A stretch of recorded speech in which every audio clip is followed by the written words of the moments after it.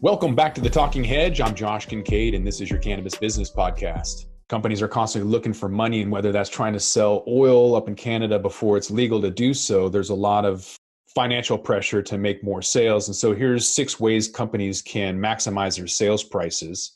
Consolidation is a natural phase of any industry life cycle, and as legal cannabis undergoes rapid growth, the market is in a new phase of consolidation. Many players are eyeing the cannabis market, including highly capitalized companies in traditional industries looking to enter the market via acquisition, and established companies seeking to expand their footprints by absorbing competitors. Giving such interest, 2019 comprises to be an explosive year for cannabis mergers, acquisitions, and expansion. This month, Verano Holdings was snapped up by Harvest Health for $850 million, featuring one of the country's largest cannabis companies with hundreds of retail and cultivation facilities. The industry is in a land grab stage with the opportunity for Harvest Health to add so many retail facilities and cultivation centers, which was key. You see large multi-state players rushing in to capture market share and position themselves for further expansion. Conversely, the need for cash is driving many smaller cannabis companies to offer themselves for sale. Many of the mom and pop operators seeking capital have no access to banking services or business loans.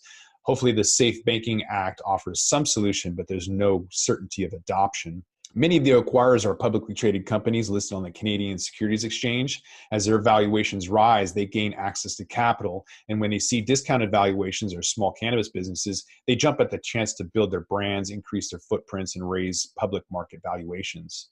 Thousands of cannabis companies are potential acquisition targets. So here are 6 steps a company can take to make itself more attractive to acquisitions to help seal a successful sale.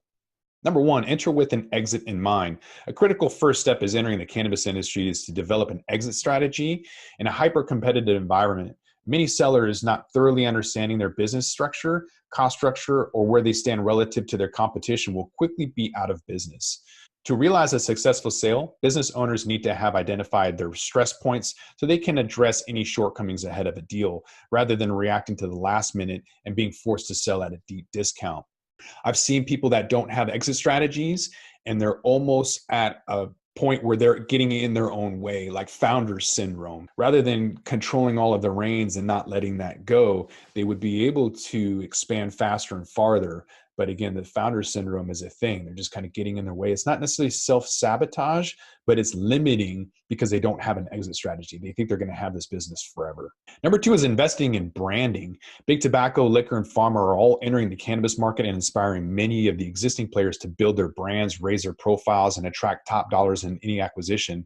They usually do this by acquiring smaller retailers themselves, strengthening their brand through integration and deploying brands in new states. I would argue that branding is just starting to become a thing. Maybe I'm wrong. I don't know. Let me know. But with Charlotte's Web, is it really the brand or is it the claim of children's epilepsy? That's, in my opinion, what's driving. It's not the brand. It's not the trust, because there's a lot of companies that still have issues. Let's look at Canada. There's no branding up there whatsoever, but they have a lot of investment. Why? Because they have access to capital. It's the sales, it's the revenue that's driving the decisions, not the branding. So people aren't going to the Stanley Brothers because of Charlotte's Web. They're going because they developed a cure for epilepsy in children. That claim is what's driving these sales, not the branding. I don't know of a single brand. And in fact, I would argue if you look at any celebrity endorsement, those brands are doing worse. Nobody cares about celebrity endorsements. Nobody cares about cannabis branding yet. Maybe I'm wrong. What do you think?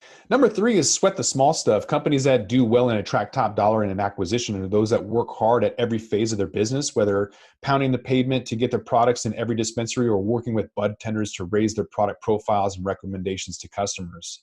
Elbow grease is huge. What I realized with the Headset interview last week, Headset, by the way, is a data aggregation company. They have awesome industry reports, headset.io, and look for industry reports if you haven't already seen that.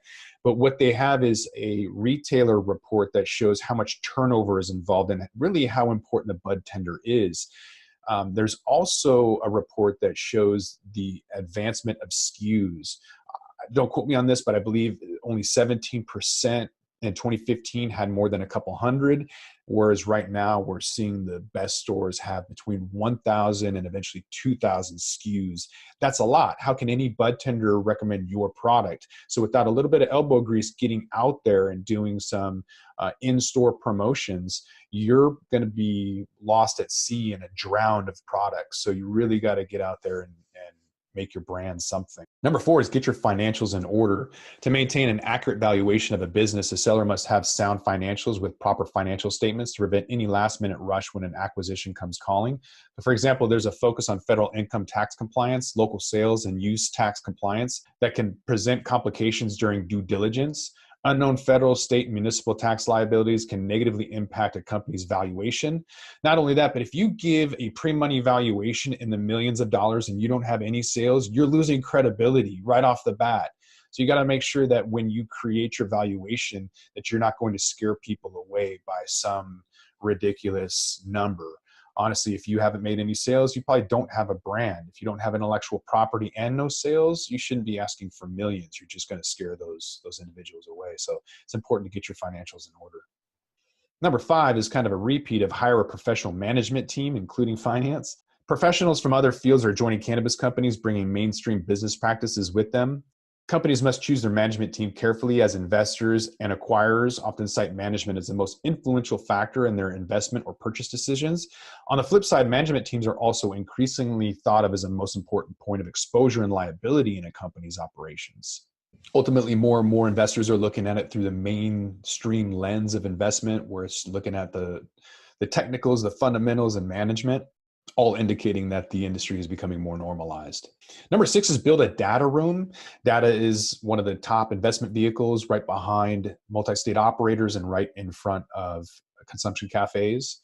A data room is an online warehouse of business documents to help buyers best evaluate a company. A data room enables the seller to provide valuable information in a controlled manner, which can help speed up an M&A process. It should include key documents, including contracts, intellectual property information, employee information, financial statements. Due to the nascence of the industry, even the largest of deals is not always based entirely on proper metrics, where offerings may be not supported by actual projections. The reality is that the sales price of this industry is still based on somebody's best guesses due to the lack of metrics upon which to base prices. Full visibility into a company's data room can help buyers and investors feel confident about their acquisition target and positively impact the valuation.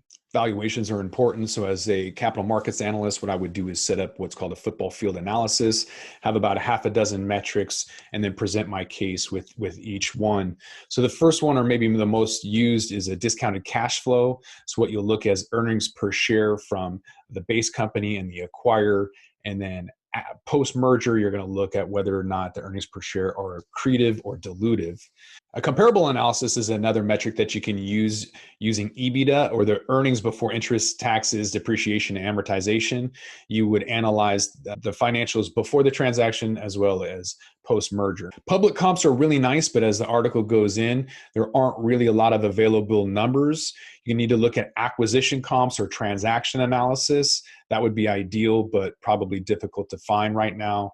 And what we're not really seeing is leverage buyouts, where you have a company with a low leverage, high free cash flow or EBITDA, and a low price to earnings ratio.